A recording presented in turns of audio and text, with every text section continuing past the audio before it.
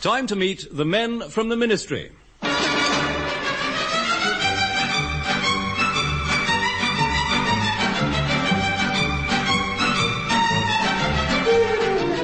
Join us for another canter down the corridors of power with Norma, Ronald Baddiley, John Graham, Dilys Laye, and the men from the ministry, Richard Murdoch and Deryck Guyler.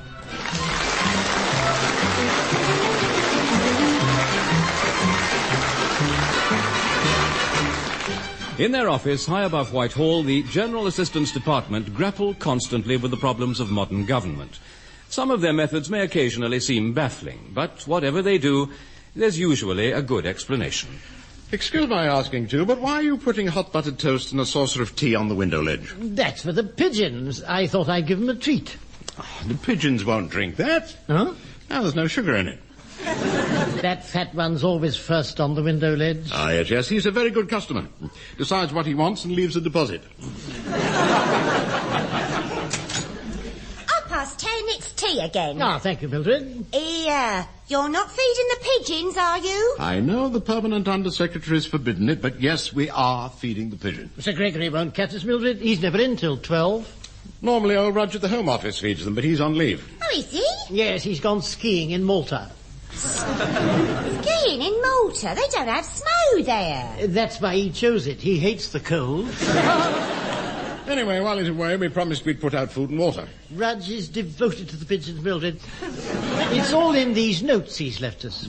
Oh, he knows their habits, you see. Yeah, see here he's written, look, keep an eye on the molting one. This flies very fast, but can hover or drop like a stone and still land safely. All it needs is plenty of water. This goes at an amazing rate. Well, if I were you, sir, I'd close the window. They've had their breakfast now, and Sir Gregory has been getting here earlier lately. You may be right. We're in enough trouble with Sir Gregory already, thanks to Mr. Lamb's blunder on that RAF job. It wasn't a serious one, just a slight mix-up in our orders. Your orders, too. With the result that they flooded the airport lounge with wet cement and laid Wilson carpet on the runways. It's not only that, sir. Sir Gregory's very upset about this lost equipment. As he says, lots of offices lose papers and files, but there aren't many lose a typewriter. Well, it never worked anyway. But the point is it's disappeared, and so's the duplicating machine. Yes, I missed that. I used it to press my trousers. Well, we're definitely out of favour with Sir Gregory. Though I must say he doesn't seem to shout at us like he used to. He gives me strange looks instead. That's true. Almost as if he knows something that we don't. I wonder what the old Gorgon's up to. Look out, here he is. Oh, good morning, Sir Gorgon. Sir Gregory. How nice to see you, sir. My word, you're smiling. I always smile first thing in the morning. Get it over with. Yes, well, what can we do for you, sir? There's nothing you can do for me, Lennox-Brown. Just get on with your work, and you, Lamb, if you've got any. The house foreman and I have some things to do in your office. Do, gents. Right, Sir Gregory, where do we start? Oh, over here, Mr. Moon. Bring your tape measure, will you, and the plans. Yes, sir. Now, just measure this area by the window. Disregard Mr. Lennox-Brown's desk, of course. That won't be here. Make a nice bit of space, that will. Yeah. Sir Gregory, did you say my desk won't be here? Oh, don't interrupt, Lennox-Brown. We're rather busy. Yes, but... now, you build my cocktail cabinet here, Mr. Moon, and then we can put a divan on that side of the room. Where this other desk is. Oh, yes, that'll be gone, too. And we'll have proper carpet there instead of that coconut matting. That's my desk, Sir Gregory. Yes, just step aside, will you? Mr. Moon wants to measure this bit. Now, all these filing cabinets will go, of course. Oh, you leave it to me, sir. We'll make it nice and cosy for you. Will these gents be moving to another office? Another office? Oh, dear me, no. They'll be moving out. I understand, sir. Well, I don't. Oh, do be quiet, Lamb. Yeah, that'll be all then, Mr. Moon. We can go now. After you. Thank you, sir. Bye, gents, and good luck wherever you're going. Sir Gregory, please, what's happening? It sounds as if you're getting rid of us. Suffice it to say there's an efficiency expert coming to inspect all departments. Well, we're all right. There's no efficiency here. Be quiet, Lamb. The PM feels that Whitehall is overstaffed, and this expert is instructed to find redundancies. Well, we know who's redundant in this building, don't we? Who is this expert? When's he coming? He's not a he, he's a she, Miss Grimley. And when she arrives tomorrow, she'll be starting off in this office. She'll be studying what you do here. Oh, glory. Exactly. And when you're both gone, I shall convert this room to a small lounge for entertaining my VIP friends. Good day to you, gentlemen. It's unspeakable, too. Yes. Threatening us with redundancy. We worked jolly hard in this office. Yes, I remember. It was a Tuesday, wasn't it? Well, if they do chuck you out, it'll be their loss, not yours. We've got to fight this, too. Organise ourselves for survival. That's it. How do we do that? Look, now, listen. This Grimley woman will only get rid of us if she thinks we're not doing enough. Yes. Now, if she finds us busy and active, she'll conclude we're essential staff. That couldn't happen, could it? It's up to us to make it happen. And we've just one day to get things organised.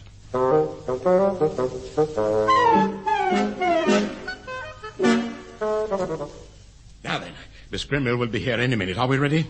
Two, there's a corner of your desk with no papers on it. Oh. And if you open that file, it'll take up more room.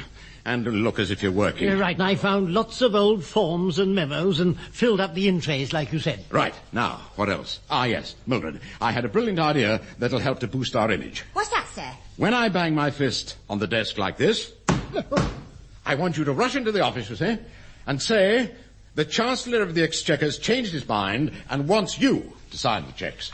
What checks are these ones? There aren't any checks. Oh. It's just to make Miss Grimley think we're working alongside the Chancellor. Yes. Now, will you rehearse that, Mildred? Oh, yes, sir. When you bang on the desk, Yes. I come belting in and Yes. say, the Chancellor of the Exchequer's changed his mind and wants you to sign the cheques. Good. Off you go then, and try to look busy in the outer office. Get on with some typing. Righty-ho, sir.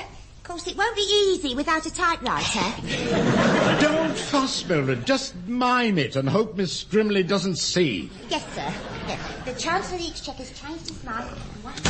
Have we got time to feed the pigeons? No! Good heavens, too. That's just the sort of thing an efficiency expert would jump on. Get Rudge's notes off the windowsill, will you? I hope she doesn't stay long. I can imagine what she's like.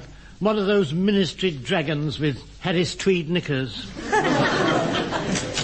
Miss Grimley's here, sir. Good morning. Mr. Lennox-Brown, I take it? Oh, yes, madam. Yes. You seem surprised to see me, gentlemen. Well, I must confess, dear lady, we expected something of a battle axe, not a charming young lady like yourself. Oh, one doesn't have to be a battle axe to spot when people are redundant. Now then, Mr. Lamb, may I scrutinise your projects? I want to see what work you're doing. There seems to be rather a lot. This in-tray is overflowing. Oh, yes, the pressure's pretty fierce, you know, but we don't spare ourselves. What is this file on top marked urgent memos from the Prime Minister? Ah, that's a file full of urgent memos from the Prime Minister. But the first one is signed Lloyd George. Lloyd George. Yes. Well, they get rather behind in Downing Street. Yeah. We're helping them to try to catch up. This next document is headed Plans for the State Visit of the Kaiser. Is all your work so antiquated? Oh, dear me, no. We are vitally concerned with building a modern Britain. Our advice is sought at the highest levels. They look to us for vision, for judgment. We have to be prepared for the unexpected. Excuse me, sir. Oh, yes, Mildred, what is it? Yes, sir. Well, is it a message? Yes, sir. A message, yes. The Chancellor of the Exchequer... Yes, go on, Mildred. The Chancellor of the Exchequer's gone out of his mind and wants you to change your sex. What? No, wait a minute, I've got it wrong. The Chancellor of the Exchequer's half a mind to check that you changed your socks. Oh, glory. Is your secretary mentally unstable, Mr. Lennox-Brown? Yes. Well, I mean, that's to say not normally. No. But, I mean, we've all been overworking lately. Mildred, you better go and have a lie down. Pardon me, I'm sure. You say you've been overworking, gentlemen, but there doesn't seem much to show for it. What are these papers here on the windowsill? Oh, those. I shouldn't bother with those, Miss Grimley. Good grief, I told you to put those away, too. Oh? Why would they have to be hidden?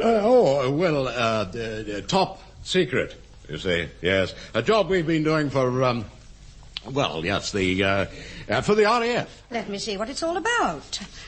Keep an eye on the molting one. This flies very fast, but can hover or drop like a stone and still land safely. All it needs is plenty of water. This goes in at amazing rate. Now, I can explain, Miss No Gregory. need to explain, Mr. Lennox-Brown. I see now why you wanted it out of sight. What an astounding achievement. Pardon? This plane, the Molting One, can actually do these amazing things. Plane. Oh, yes, plane. Airplane. Yeah, and the only fuel it needs is water. Yes. Well, you saw what it said in the notes. But this is a major breakthrough. I don't quite follow. And you've organised the development of this miracle aircraft. Oh, well, I mean, I mustn't take all the credit. Oh, you're too modest, Mr. Lennox-Brown. Oh, no. Have you told the PM about this? The PM? No, I haven't been able to spare him a lot of time lately, you know. You must tell him, or I must. Just a moment, Miss Gregory. Now, we mustn't be too hasty. You mean there are still tests and demonstrations to be carried out? Yes, exactly. Yes, there are still tests and demonstrations to be carried out. Sure, you're right to be cautious, Mr. Lennox-Brown. Nevertheless, I'm going over to the Ministry of Defence. They at least should be told about Molting One. Oh, it's a miracle plane. There's no other word for it. Oh, dear me. We seem to have started something. I couldn't quite grasp what she was on about. Was she cross about the pigeons or not?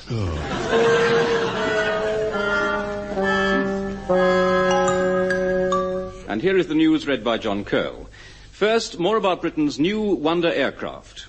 Addressing a crowded House, the Prime Minister has spoken of urgent legislation to speed its progress.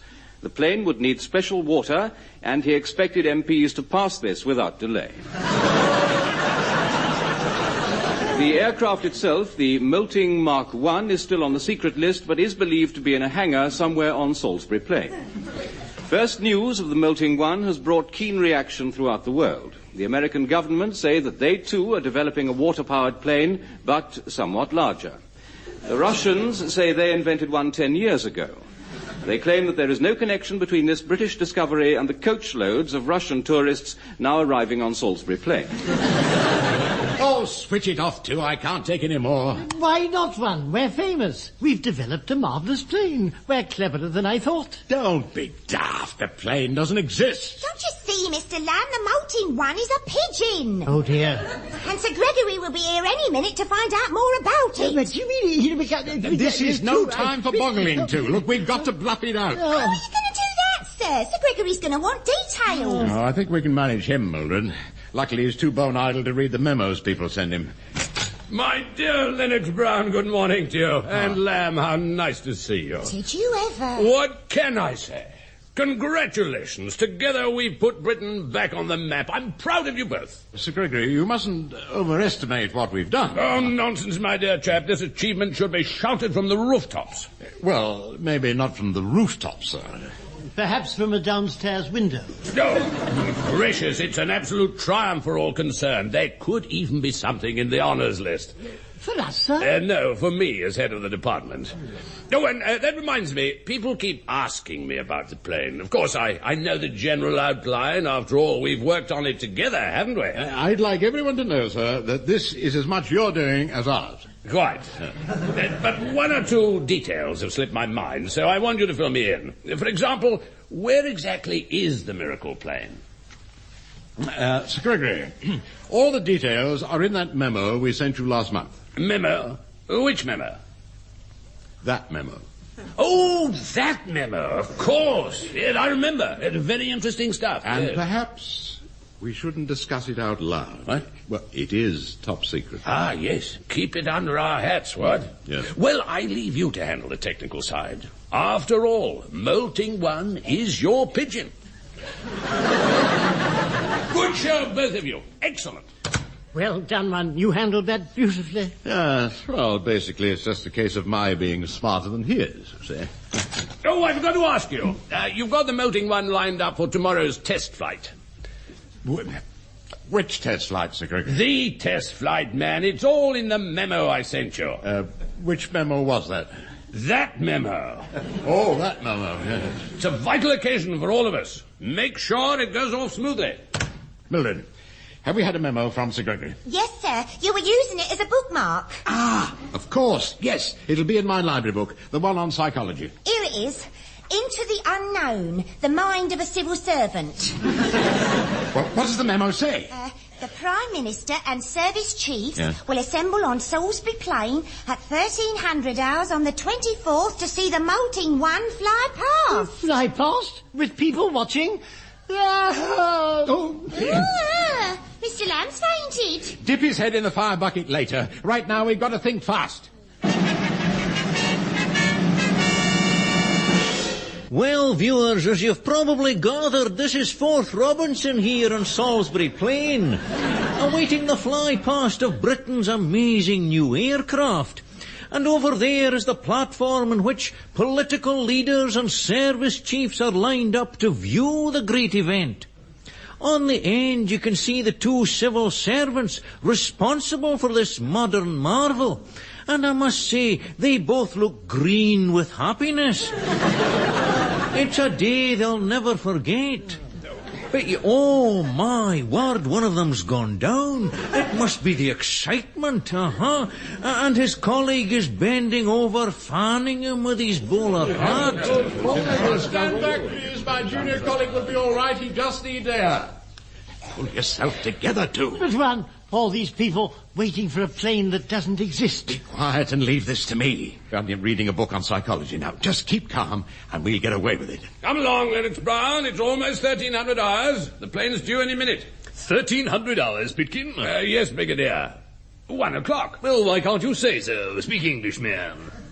Stand by, everyone. Sir Gregory, you must be very proud of Mr. Lennox-Brown. He has such authority. Yes, Miss Grimley. I've trained him well. Now then, everyone, please keep your binoculars trained on the southwest. Southwest? Where the devil's the southwest?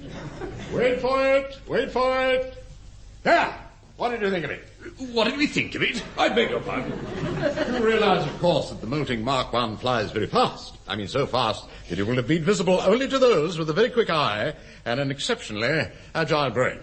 Oh, I saw it, Lennox-Brown. Yes, it was perfectly clear to me. Oh, yes, and I spotted it at once, yes. I want you to speak to a press conference next week. The papers are anxious to see you. Naturally, sir. Of course, I shall be happy to oblige. Will we get free drinks and salted peanuts? There's no need for you to be there, too. Miss Grimley will come as my right-hand man.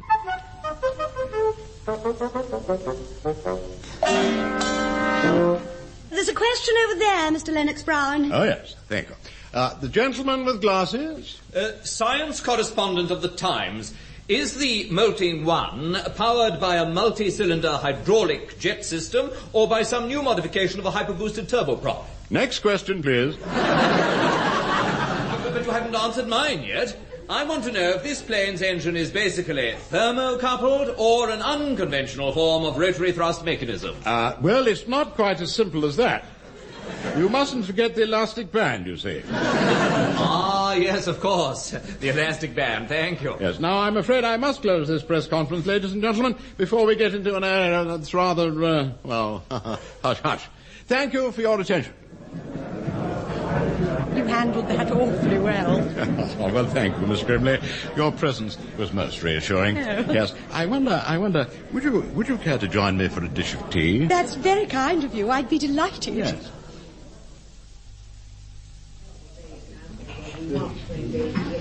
It's rather a roguish little seed cake, isn't it? I say, do I have to go on calling you Mr. Lennox-Brown? Could I be very bold and say L.B.? Oh, of course, dear lady. And may I return the compliment by calling you Delia? Well, if you like, but my name's Celia. How perfect. We have a rather special rapport, haven't we? Of course, I've always preferred older men. How fortunate that we met at this time. It's the oldest I've ever been.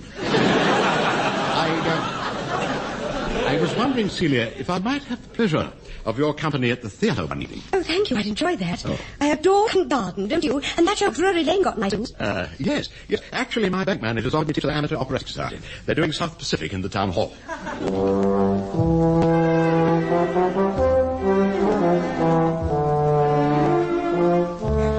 It's Nearly 4 o'clock, Mildred, and Mr. Lennox-Brown's not back from lunch yet. It's a scandal. Of course, he went out with Miss Grimley, didn't he? Yes. That's the 4th time he's taken her to lunch this week, and it's still only Tuesday. And him old enough to be her daughter. If you ask me, he's making a fool of himself. That aeroplane business went to his head. He's certainly pushing the boat out, bringing out flowers and bags of toffee. He's blooming well infiltrated with her. He's actually carved her initials on his desk, look! Well, there's no fool like an old fool, they say. What is it, Mildred? You've gone quite pale. Look at this note on his blotter, in his writing. Let me see. Go to bank. Collect tickets for South Pacific. Is that serious? Don't you see, Mr. Lamb? He's going to draw out his money from the bank and elope with that woman to the South Sea. Oh, dear. Just like that film on the telly about that French painter, George Sanders. He had a wife and a decent job, and then he had a few drinks and threw it all up. He went off to the tropics and deteriorated. But he was foreign, Mildred. Mr. Lennox-Brown has no excuse. I shall have to speak to him. Well, I'm not going to speak to him, blooming pinstripe Casanova. He can fetch his own tea from now on. I'm going to ignore him. Oh, hello too, Mildred. Sorry I'm 10 minutes late. Thanks for the marvellous lunch. Now I'd better get back to my office. See you later, LB. Bye. Delia. Mr. Lamb, will you inform Mr. Lennox-Brown that his female acquaintance has left the door open? Yes. Mildred says to tell you that you're... Yes, I heard her. What on earth's the matter with the girl? She flounced out of the office as if she's annoyed. Well, I want to have a talk with you. Oh, go ahead. I'll talk to anyone. I'm not a snob. Yes, it's rather a delicate matter. Mm-hmm. Well, rather an indelicate matter, actually. I realise a lot of it goes on, but I must say I'm rather disappointed. With that approach, I'm not surprised. What are you talking about, Tim? I realise that the bees and the birds do it. Otherwise, we'd never have any honey. Or feathers. And after all, there's no reason why they shouldn't. Birds and bees? But men and women are different, aren't they? Well, yes, birds and bees have wings. We haven't. But apart from that, I'm talking about, animal instincts and base urges. There's a right way and a wrong way, isn't there? And that's what I don't understand. You want me to tell you the facts of life? No. It's a bit late for that, isn't it? No, I know the facts of life. Well, most of them. I'm trying to say I don't think you should elope with Miss Grimley. Elope? With Miss Grimley? Oh, are you out of your mind? It's no use pretending. We saw the note on your blotter here, and you've been carrying on for weeks. This note? Well, that's to remind me to collect some tickets for a production of South Pacific. Oh, that's a show, isn't it? Then you mean you're not taking her off to sin in the sun? Oh, don't be daft, too. I simply see Miss Grimley as a friend. Of course, I've not rebuffed her. Don't forget she's doing reports on all of us. Oh, yes. Yes. But they'd never make us redundant now, would they? Not after our miracle plane. Well, it does no harm to have allies. By the way, the fuss over Molting One seems to be dying down now. Another few weeks and we can quietly announce it's been scrapped, like all those other British aircraft. So everything's all right. Lennox-Brown? Can we help you, sir? The Defence Minister wants a photograph of the Molting Mark I immediately. Ah, yes, a photograph? That's right. We're launching a big recruiting campaign. This picture will be the centrepiece. I'm afraid I can't hand over a photo just like that. Oh, dear me, no. Oh, why the devil not? The Molting One is just about to fly the Atlantic, you see. Now, we'll have it photographed on Friday for you. See that you don't forget. Well, why did you say it was flying the Atlantic? Because it's getting too hot to handle. I've seen a way of ending this once and for all. All we need is an intrepid pilot. Where will we get one of those? Right here. It's you. Me? I can't fly a plane. Dude, there isn't a plane. The Molting One is a pigeon. I can't fly a pigeon either. Oh, do be quiet, too, and just listen to my plan.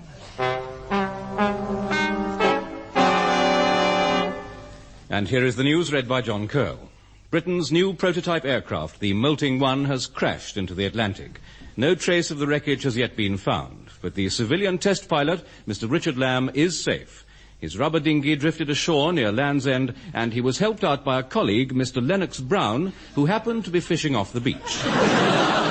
Mr. Lennox-Brown later said there was no chance of the Molting One being rebuilt as the blueprints were aboard when it crashed. How could it have happened? I think the plane was overloaded, Sir Gregory. A lot of our equipment was on board. Things you thought we'd lost. Yes, actually, we'd lent them for use in the plane. Our typewriter, for instance, and the duplicating machine. Ah, there you are, LB. I popped in to say I finished my report, and you and Mr. Lamb are obviously not redundant. Ah, that is good news. Oh, but surely there have to be some redundancies. Quite. I shall be coming to your office on Monday, Sir Gregory. Oh, how nice. Would you join me for lunch, dear lady? No. Let's face it, LB, what we had is gone. You see, I'm only attracted to successful men, and now your project has collapsed. I understand. There's only one man for me now. That fearless young adventurer who risked his life for his country. Forgive the cricket flannels, but my trousers still aren't dry. And here he is, the man of the moment, my hero. What? Richard, you brave fool. Miss Grimley, what are you doing? Put me down, let me go.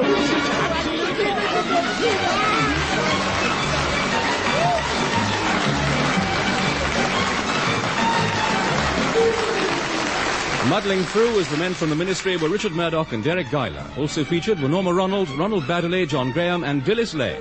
The programme was written by Edward Taylor and John Graham and produced by Edward Taylor.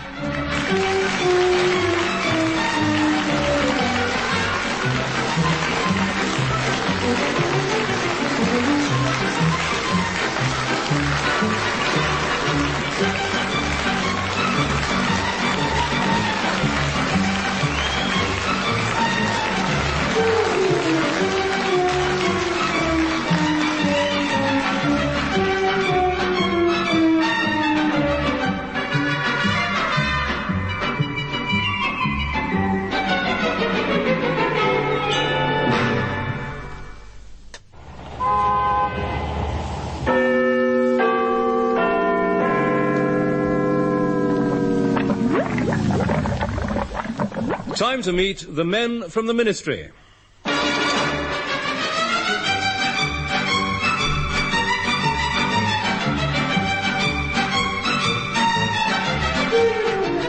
We're about to strike more low notes in high places with Norma, Ronald Baddiley, John Graham, Hilary Pritchard and the men from the Ministry, Richard Murdoch and Deryck Guyler.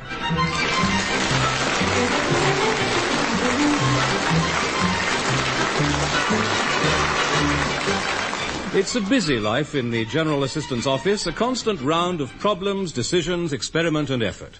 But in the end, there's the feeling of achievement. Something attempted, something done, has earned a night's repose. Well, too, you've done a good day's work. Thank you, One. I must say it hasn't been easy. Breaking new ground, probing beneath the surface. Never mind, it was worth it. I've never seen our window boxes looking so neat. The whole of Whitehall's gone window box mad this year. Yes. They've got some remarkable creepers at the Foreign Office. No doubt the Arts Council will have their usual display of pansies. I believe the Minister of Welsh Affairs has a leak in his window box. Two, these things that you've planted are lobelia and fuchsia, aren't they? No, I was going to send off for some of those, but then I found I couldn't spell them, so I ordered tulips. Oh, I see. Well, you've got some bulbs left over. Perhaps we could plant them in the office. It would need somewhere very quiet, where they won't be disturbed. Yeah, well, let's get some earth and plant a few in my in-tray. And if I take my washing out of the fire bucket, we could put some in there. Splendid. Now, what about the pots with the hyacinth bulb? They need to be out of the light. We'll keep these blue ones behind the curtain. Good thinking, yes. I'll put a note for the cleaners in case they move them. Right. There we are. We'll be better off behind the curtain. And those red ones can go under the desk. Well done, well done. Now, is there any more work to do, or should we toddle off home? It's gone 3:30, you know. Well, there's that top-secret job for the Ministry of Defence. Oh, is there? You remember we had to cost that big NATO exercise, but I can't understand the figures. Then do what we usually do with public money. Think of a number, double it, add 3 noughts, and stamp it agreed. Good idea. Excuse me, sir. I thought I should warn you. Sir Gregory's on his way over. The Permanent Undersecretary? But we've done nothing wrong this week. Mind you, it is only Monday. He rang to ask if you could spare him a couple of minutes. Did he? He's not normally as civil as that. Well, he didn't actually quite use them words. What he actually said was, are them two layabouts in? That sounds more like Sir Gregory. Mind you, he hasn't bothered us much lately. Well, he's been off on that fact-finding tour, hasn't he? Studying heavy industry in Capri. And no doubt with Miss Bentwater from the typing pool to take down everything he said. Now they're back, he's given her a fur coat. Ah, something to keep her warm. No, something to keep her quiet. Right. I want a word with you two. Hello, Sir Gregory. Have you costed that NATO exercise yet? We're just putting the finishing touches to it. Good, because you're both to go off on a course. That's very kind of you, sir. We could do with a rest. A rest? You don't know what good hard work is. What good is it?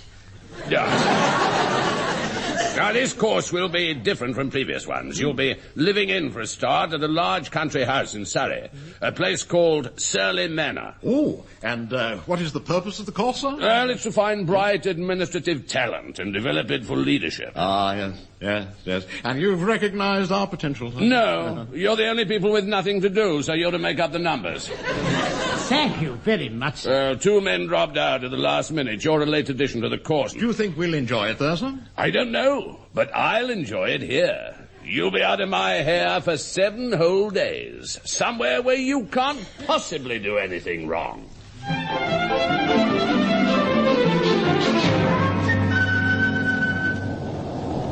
Oh, look at the time, too. Do you realize we're 7 hours late? That's a splendid start to a leadership course. Anyone can make a mistake. I certainly made a mistake. I should never have allowed you to navigate in the first place. Well, all those maps in the car. How was I to know I was looking at the map of France? Now, what's round this bend? Ah, a T-junction. Now, which way do we go? Left? Right. Right. No, left. I mean, you were right. What a rude gesture. We didn't ask him to drive into the hedge. I think he called you a road hog. Oh, you should have called him a hedgehog. Oh, dear me. Well, now then, wait a minute. This is Oaf Lane, yes. And that, the sign says Surrey Hall. Ah, well, we're here at last. Thank heavens for that. Funny, I thought Sir Gregory said Surrey Manor. Oh, well, I expect they use both names. Anyway, we haven't time to check, thanks to your bungling. Right, well, let's go in and see. Now, straighten your tie, too. You look so... Ready, are we? Everybody seated? Good evening, everyone, and welcome to Surrey Hall Health Hydro. My name, by the way, is Hale, and this is my colleague, Mr. Harty. We shall be looking after you and trying to make your stay as beneficial as possible. While you're here, you'll be devoting your time to meditation, contemplation, yoga, rejuvenating exercises, and starvation. I would just ask you not to exercise in the nude on the East Lawn. There's a civil service course next door at Surrey Manor, and we wouldn't want them peering at our calisthenics. Oh, good evening. My name's Lennox-Brown, and this is Richard Lamb.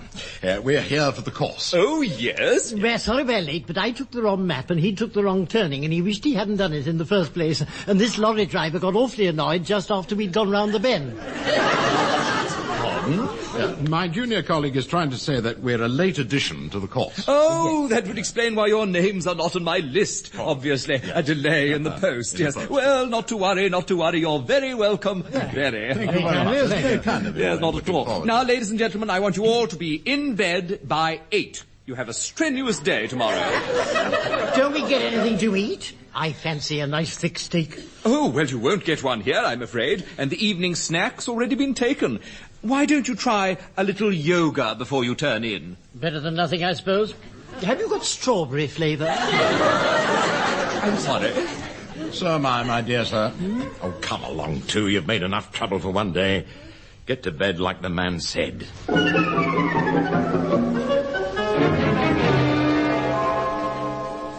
I must say, one, this isn't at all what I expected. My room was like a cell, and I had to lie on the floor. Spent the night on the floor? It was softer than the bed. Well, don't forget, they're selecting future leaders. I expect they're assessing character and discipline. A week of this, and we'll be ready for promotion. And extra luncheon vouchers. It wouldn't be so bad if they gave us a proper breakfast.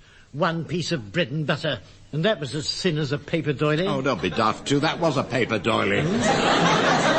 Your breakfast was on the plate. A slice of lemon and hazelnut. Oh. I thought that was the pattern on the dish. Good morning, gentlemen. I'd like you to join the others downstairs. We're going to have an hour's contemplation. Contemplation? Well, you know the sort of thing, too. Just sitting staring into space, keeping the mind blank. Oh, well, I suppose it's better than doing nothing. Actually, Mr. Hale, you'll find we're quite skilled, you know, in the art of contemplation. But, of course, contemplation has to be augmented by physical effort. Oh. Now, I've brought a typed list of exercises you must carry out each day. Exercise 1, the handstand. This looks rather tricky. Well, it's just standing on the hands with the feet in the air so the blood rushes to your head. Does marvels for the brain. What, a head full of foot blood? Ideally, of course, you should do these exercises in the nude. Oh, I'd rather not if you don't mind. Nudity leaves me cold. We must free the body to free the mind, Mr. Lamb. However, a light garment may be worn. A loincloth will cover your requirements. Exercise 2 involves hopping over a rope, I see. Yes, a lot of people skip that, but I would like you to do it if you can. Yes. After your week here, you'll find you're a better person physically and mentally, ready to help and lead your fellow men in the quest for the highest ideals. After our contemplation, we're off on a cross-country run. I must say it's a very odd way of training civil servants. Cross-country running, standing on our heads. That'll be for the next time the government reverses its policy. Well, it's obviously all some trendy new technique. Well, I'll be glad when we're back in the ministry. Yeah. I wonder how they're getting on without us. Yes.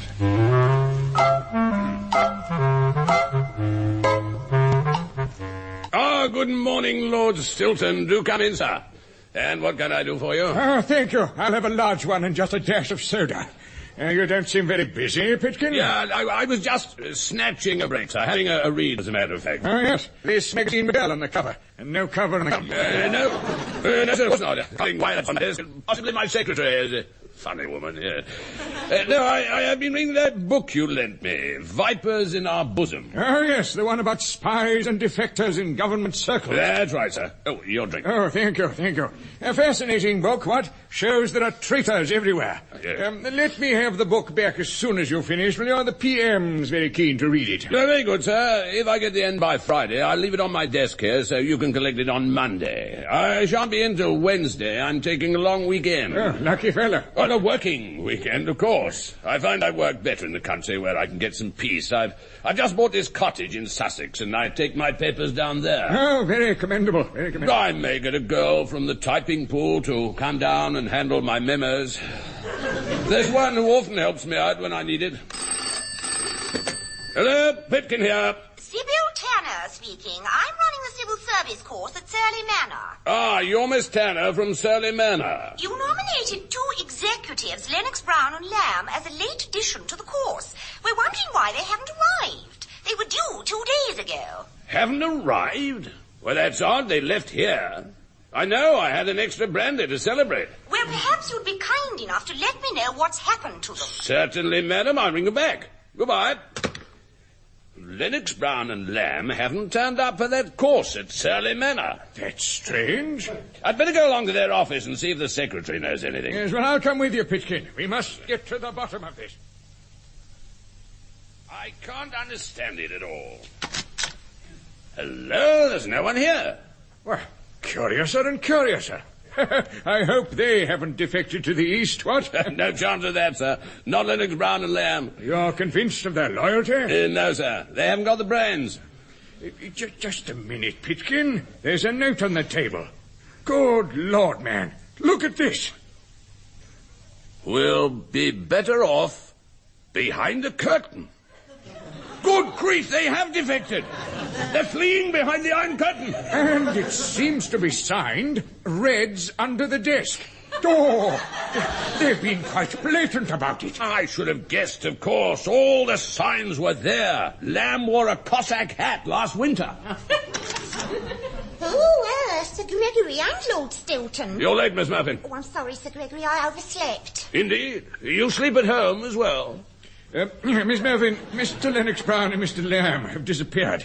They haven't turned up at their course. Oh, It's a very serious matter. What was their attitude like in the last few days before they left? Yes, were they behaving strangely? Yes, sir, everything was just as usual. They were busy with the plans for the NATO exercise. The NATO exercise? Great heavens, it's worse than I thought. They had the NATO plans and they saw the chance to make a break for it. Just like that other pair. The Foreign Office sent them to Paris and they quietly diverted to Moscow. Do what? Miss Muffin, we have reason to believe that Lamb and Lennox-Brown have gone over to the other side. You mean joined the Young Liberals? No, damn it, they've defected. Fled behind the Iron Curtain. Oh, be quiet, child. Lord Stilton, we must get on to MI5 at once. I can't take much more of this one. If I don't get a square meal soon, my stomach will forget what to do. Stop fussing, too. It's just as bad for me. It isn't. You ate half my lunch when I wasn't looking. I was merely trying to help. I thought 2 grapes might be too much for you. And by the way, too, I wish you'd been more discreet. Fancy interrupting this afternoon's meditation session like that. I thought I heard Indian music. Yes, so you said. Everyone else knew it was my tummy rumbling. Now stop moaning, will you, and switch on the radio and we'll get the news summary. Oh, all right. Meanwhile, the search continues for 2 civil servants who are thought to have defected with vital military secrets. Their names have so far been withheld, but it's feared there's a danger of plans for the forthcoming NATO exercise being leaked to a foreign power. Tight security is being observed on the whole case, and a government spokesman, who refused to give his name, said he had nothing to say. He later declined to confirm this. There'll be more news at 7 o'clock. Did you hear that, too? 2 civil servants have defected. I wonder who it is. Just a minute. He said they were after the NATO plans. They're the ones in our office, aren't they? Well, where did you leave them? Don't worry, One. I put them in the safe next to your plimsolls. They'll be all right there. They won't be all right there. There's no door on our safe. That's a point. Look, we must get back to London at once. First thing tomorrow, we'll get to the office and make sure those plans are still there. But tomorrow's Saturday, One. I don't like going to the office on weekdays. I couldn't go on a Saturday. This is a national emergency. We haven't any option. And what about this course? Oh, hang the course, too. I've had enough of it anyway. Get your things together and we'll creep out under the wire.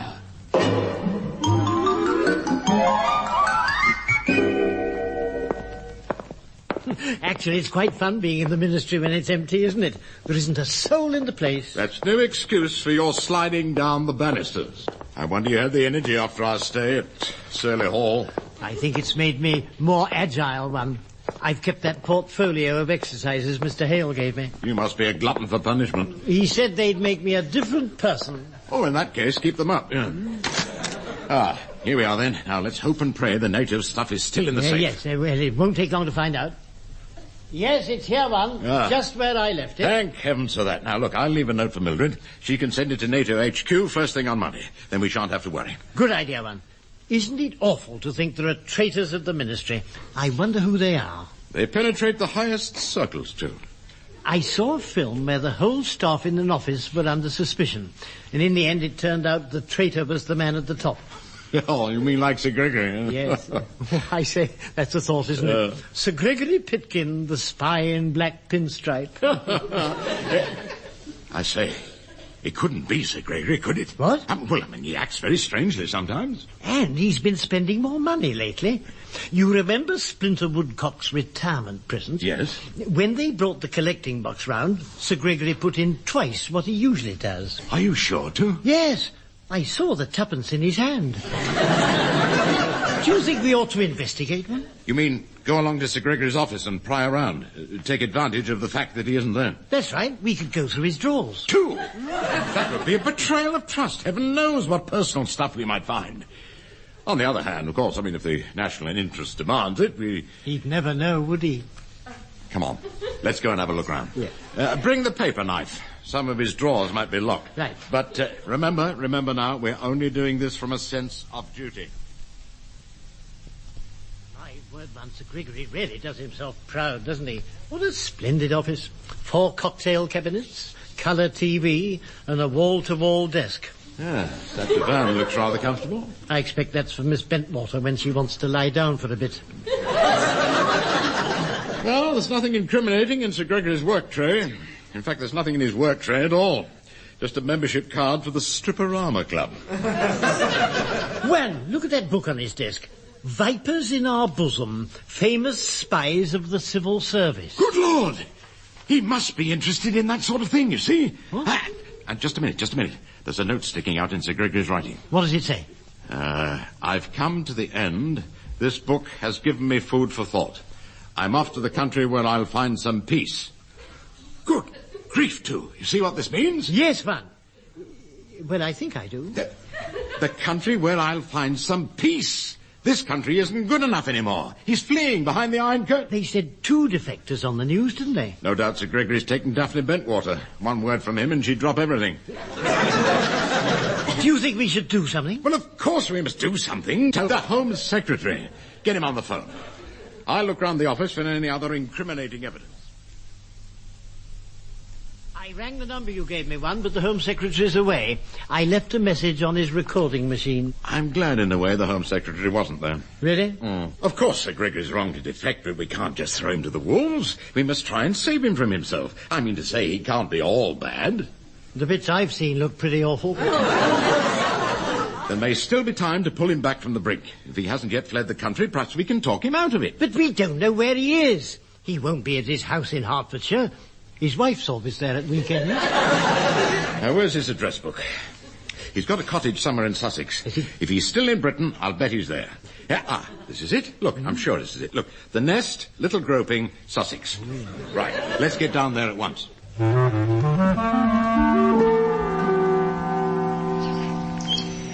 Well, what do you think of the cottage, Daphne? Quite a view, eh? It's a lovely garden, Sir Gregory. No, there's no need to call me Sir Gregory here. We're quite alone. You can use my special name. All right, then.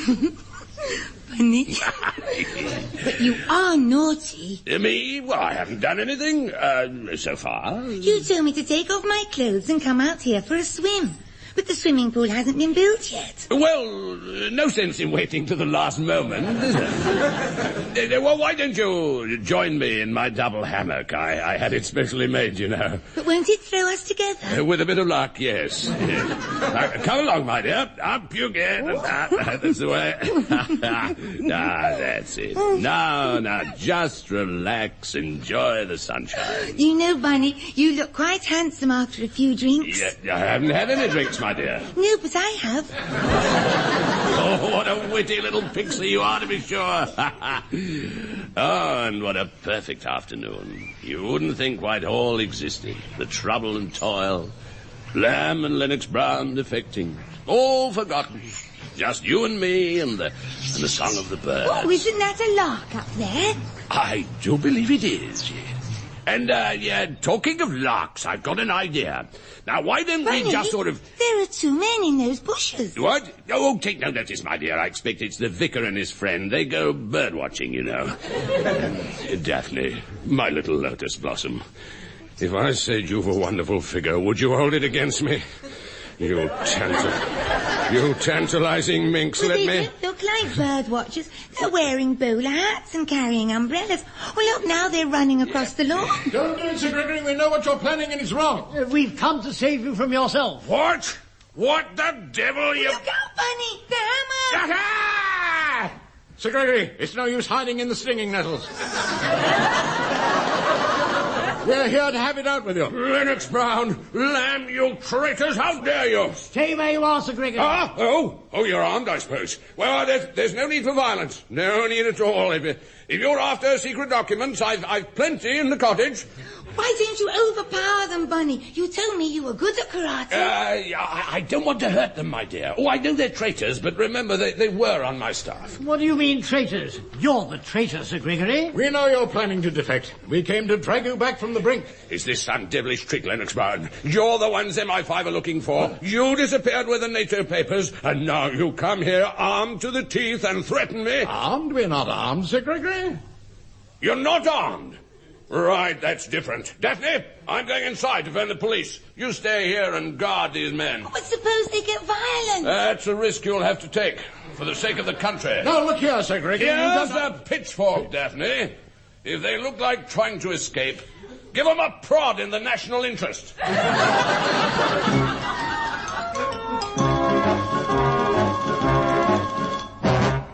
It was one of the worst experiences of my life, Mildred. We were kept in a police cell for 5 days. They grilled us continuously to try and break our story. They stood me against a wall and shone bright lights in my eyes. Whatever did you do? A good question. He thought it was more of his amateur theatricals and gave them a chorus of Galway Bay. The head of MI5 came to see us in person. Luckily, we were able to convince him we'd gone to that hydro by mistake. In the end, he seemed quite impressed. Impressed? Yes, he said it was clear we were complete nonentities. He told us we could go. In fact, he helped us down the front steps. Well, we'd better get back to normal as quickly as possible. You sent back the plans for the NATO exercises? Yes, sir. First thing Monday. Good. Just a minute, Mildred. You can't have sent back the NATO plans. They're still here in the safe. I did send them off, Mr. Lamb. They was in a blue folder on your desk. It said exercises on the front. A blue folder? They were the exercises Mr. Hale gave me, the ones from the health hydro. What? That rubbish about yoga and loincloths and contemplation? Mildred, you must get it back at once. It's too late, sir. The NATO exercises begun this morning. Using the plans in the blue folder. What on earth can the troops be doing?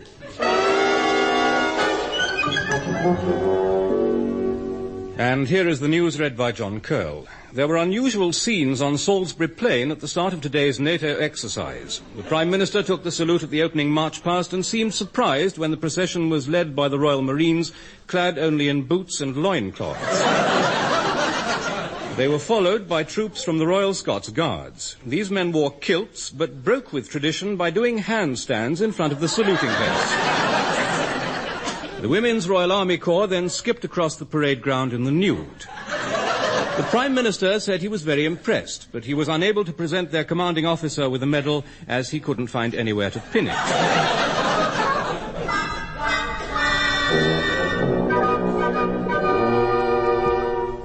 I say, weren't the authorities furious? Well, oddly enough, they weren't, Mildred. Apparently the whole exercise did wonders for army recruiting. And the film of the opening ceremony is making a fortune in the West End. The Ministry of Defence may show a profit this year. Well, I never. But what I don't understand is why this should happen to Sir Gregory. It was when we thought he was a spy, you see. We rang the Home Secretary, but he was away, so we left a recorded message. He heard it when he got back on Tuesday and acted on it immediately, you see. And poor Sir Gregory copped it. He was foolish enough to resist arrest and became extremely abusive. Evening all. You can come through and visit the prisoner now. Remember, you've only got 3 minutes. Thank you, Constable. I think 1 will be enough. Here he is. Ugly brute, isn't he? I shouldn't go too near the bars. Hello, Sir Gregory. We've come to see you again. I'll leave you now, then. I can't take much more of this.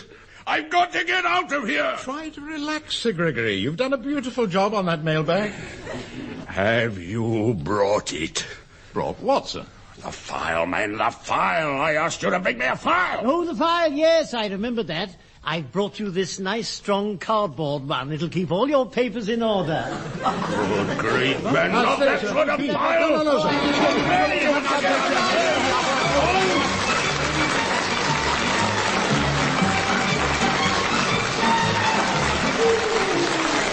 Muddling through as the men from the ministry were Richard Murdoch and Deryck Guyler. Also featured were Norma Ronald, Ronald Baddiley, John Graham and Hilary Pritchard. The programme was written by Edward Taylor and John Graham and produced by Edward Taylor.